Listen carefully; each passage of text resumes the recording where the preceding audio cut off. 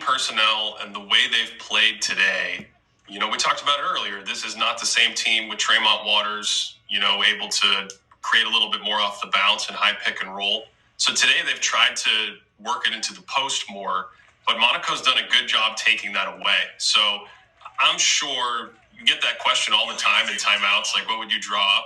I think if you're the coach, you go to the specials you've worked on with the team during the season to try to get a good look. So I assume we're going to see a special here to start after the timeout.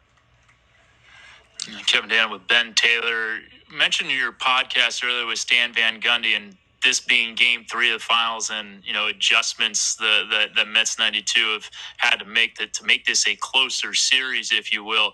Thought kind of a really intriguing conversation you had with Stan Van Gundy about in-series adjustments. What'd you take away from that conversation with Stan Van?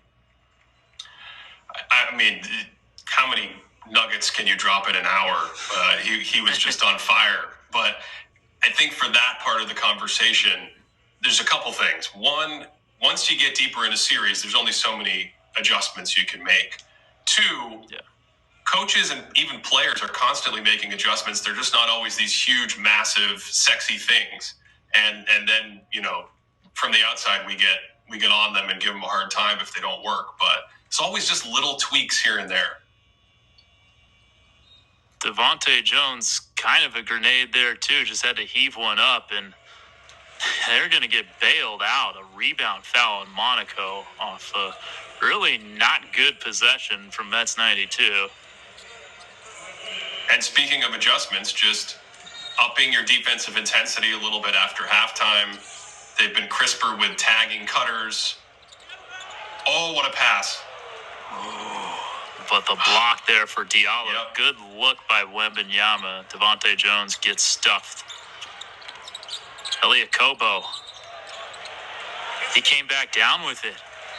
Didn't get the pass off in time to John Brown III.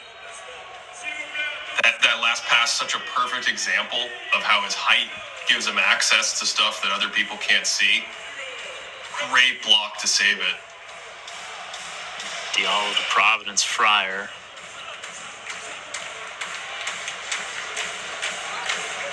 And so we are seeing Hugo Besson for the first time in this game. Second-round draft pick, rights held by the Bucks. Selected 58th last year.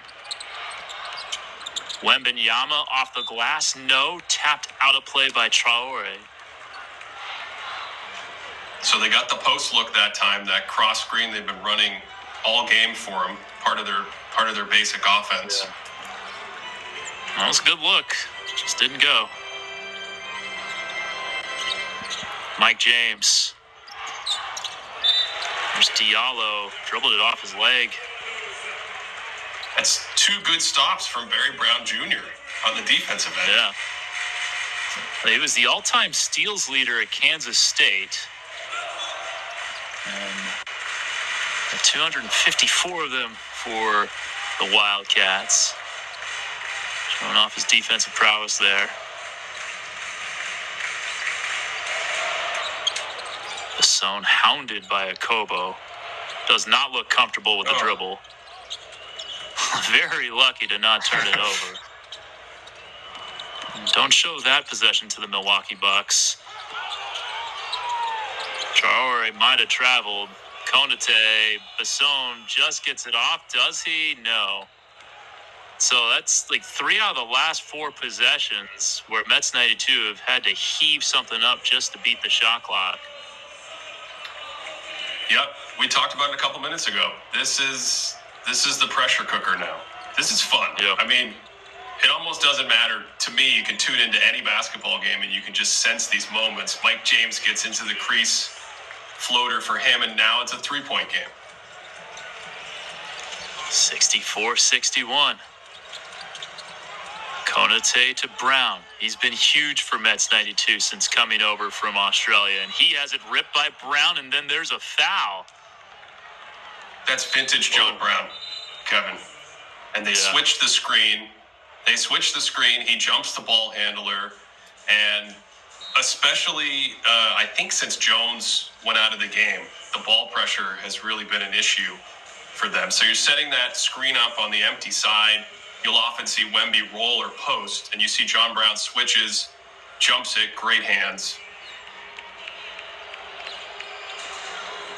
Hey, wonder how long they sit Devontae Jones. He's at 23 minutes right now. He's just coming off an injury that had to miss a couple of games.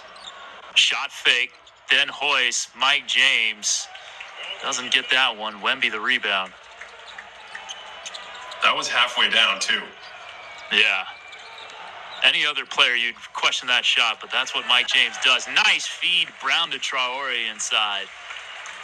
That's what they need. They need to be able to create more off the bounce, get easy stuff at the rim. A lot of space to attack that time. Back cut. Diallo, no. I think saw Wemby kind of hanging there around the rim and might have rushed it. He heard the footsteps.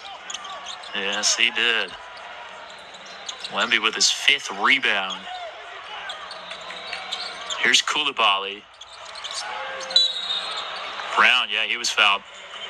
So look at Wemby. He is going over and telling his teammates, look, if they're going to play this coverage, I need you to flash here as an outlet valve.